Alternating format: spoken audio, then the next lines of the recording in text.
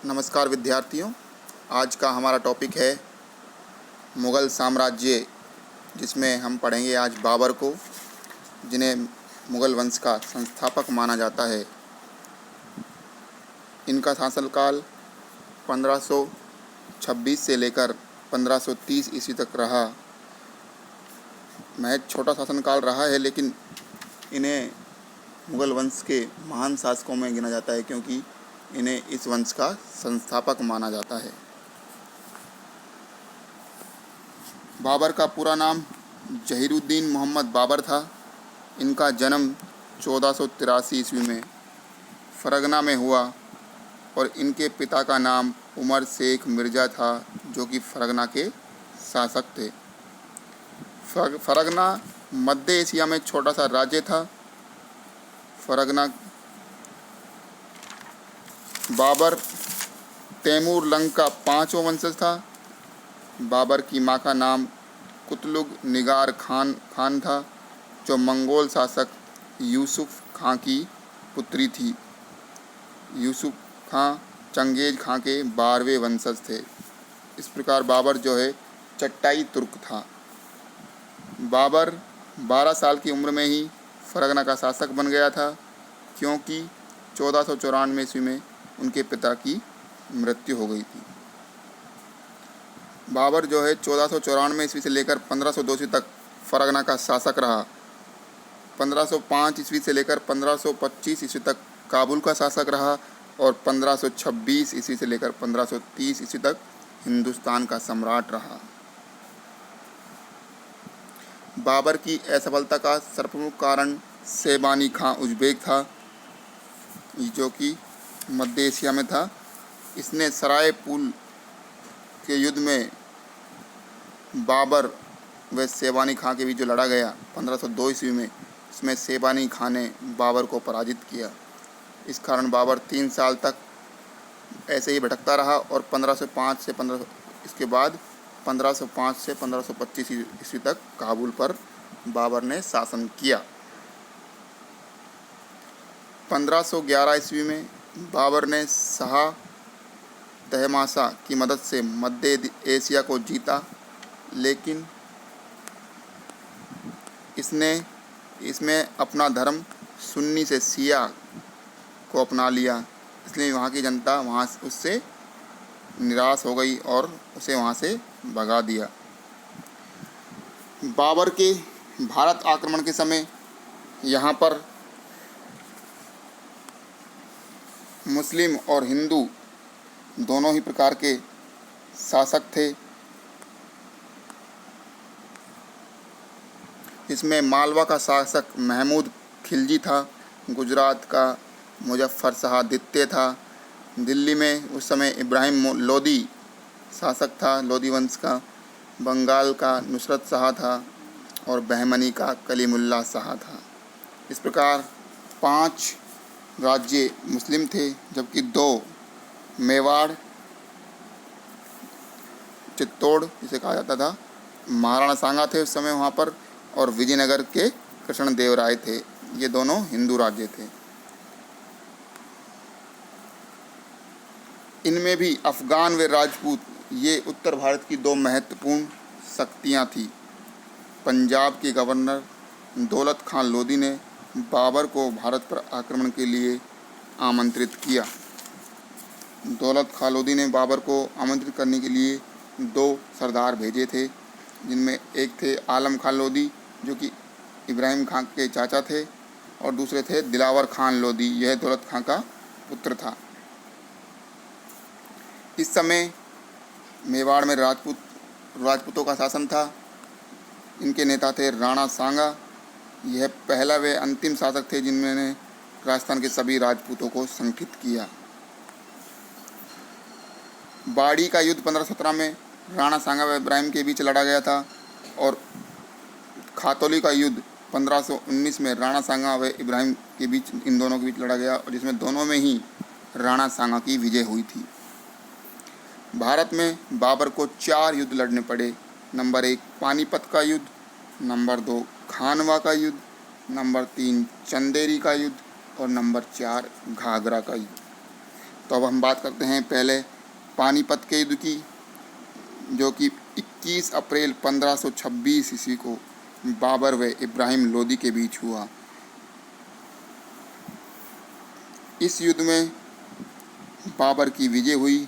ग्वालियर के शासक विक्रमजीत इस युद्ध में इब्राहिम के पक्ष में लड़े थे और बाबर के खिलाफ थे। इसमें इब्राहिम व विक्रमजीत दोनों की ही मृत्यु हो गई। इस युद्ध का परिणाम बाबर की विजय का कारण उसका तोपखाना था।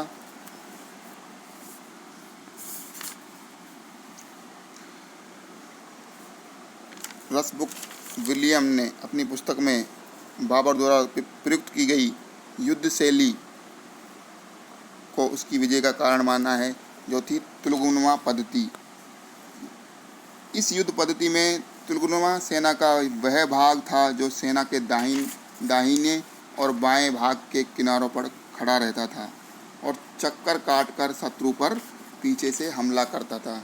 वो था तुलगुनुमा पद्धति। ये थी उस समय साद अली और मुस्तफ़ा ये दोनों तोपखाने के प्रमुख थे। बाबर इब्राहिम लोदी की तुलना में अधिक कुशल सेनानायक था। अफगानों में एकता का अभाव था। इस युद्ध का परिणाम यह रहा कि मुगल साम्राज्य की स्थापना इस युद्ध के पश्चात हुई। बाबर ने अफगान संघ को नष्ट कर दिया। बाबर का दिल्ली और आगरा पर अधिकार हो गया। तो यह था पानीपत का युद्ध, जिसका सबसे महत्वपूर्ण परिणाम क्या रहा? मुगल साम्राज्य की स्थापना, और उसका श्रेय किसको जाता है? बाबर को जाता है। उसके बाद बाबर ने खानवा का युद्ध लड़ा, जो कि 16 मार्च 1527 को बाबर व राणा सांगा के बीच खानवा, जो कि वर्तमान में भरतपुर जिले में स्थित है, में लड़ा गया था। ये युद्ध उत्तर भारत में सर्वोच्चता प्राप्त करना इस युद्ध का एक महत्वपूर्ण कारण था। बाबर ने खानवा के युद्ध को जिहाद अर्थात धर्म युद्ध की संज्ञा दी, इसलिए बाबर इस पर विजय कर पाया। इसमें भी बाबर की विजय के कारण उसका तोपखाना, उसकी युद्ध शैली, राणा सांगा का युद्ध के दौरान घायल होकर मूर्छित हो जाना, और कर्नल टॉर्न व हरप्रताप शारदा ने राणा सांगा की पराजय का प्रमुख कारण रायसीन के शासक राय सिलहरी के द्वारा विश्वासघात को माना है। इस युद्ध का परिणाम यह हुआ कि राजपूत संघ को समाप्त कर दिया गया। इस युद्ध के बाद भारत में बाबर की स्थिति और ज़्यादा सुदृढ़ हो गई।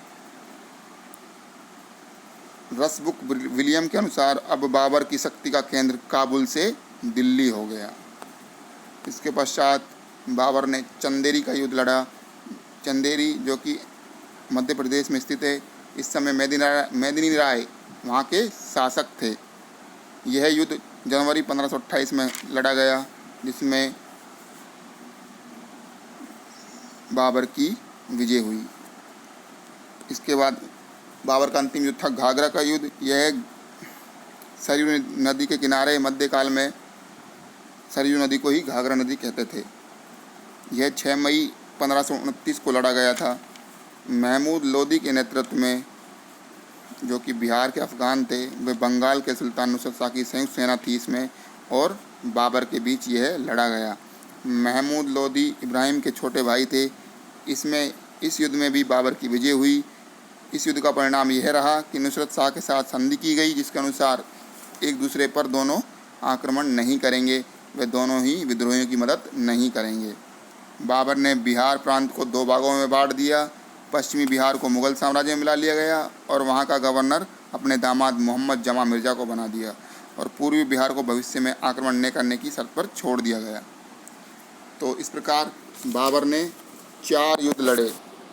कौन कौन से? पानीपत का युद्ध, दूसरा खानवा का युद्ध, तीसरा चंदेरी का युद्ध, और चौथा घाघरा का युद्ध। ये 4 युद्ध बाबर ने लड़े और चारों में ही बाबर विजयी रहा। बाबर